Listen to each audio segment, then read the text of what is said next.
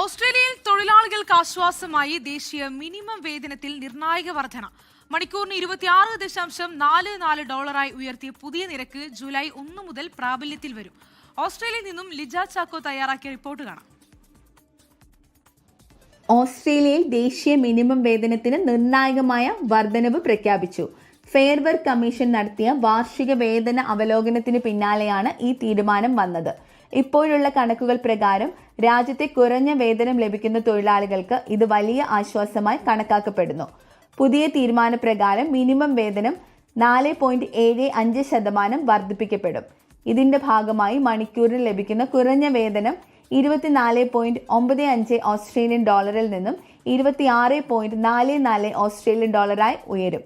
ഈ പുതുക്കിയ വേതന നിരക്കുകൾ 2026 ജൂലൈ 1 മുതൽ പ്രാബല്യത്തിൽ വരും.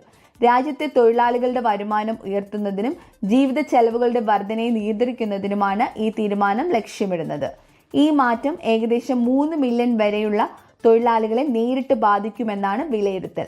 പ്രത്യേകിച്ച് കുറഞ്ഞ വരുമാനത്തിലുള്ളവർക്ക് ഇത് സാമ്പത്തിക സമ്മർദ്ദം കുറയ്ക്കാൻ സഹായകരമാകുമെന്നാണ് സർക്കാർ വൃത്തങ്ങൾ വ്യക്തമാക്കുന്നത്. എന്നാൽ ചില സാമ്പത്തിക വിദഗ്ധർ മുന്നറിയിപ്പ് നൽകുന്നത് വേതന വർധനവ് ഭാവിയിൽ വിലക്കയറ്റത്തിന് കൂടുതൽ സമ്മർദ്ദം സൃഷ്ടിക്കാൻ ഇടയുണ്ട് എന്നതാണ്. ചുരുക്കത്തിൽ ഓസ്ട്രേലിയയിലെ ഈ പുതിയ മിനിമം വേതന വർധനവ് തൊഴിലാളികൾക്ക് ആശ്വാസമായി മാറുമ്പോഴും സമ്പദ് വ്യവസ്ഥയിൽ അതിന്റെ വ്യാപകമായ സ്വാധീനത്തെക്കുറിച്ചുള്ള വിലയിരുത്തലുകൾ തുടരുകയാണ്. ലിജ ചാക്കോ, 24 ഓസ്ട്രേലിയ.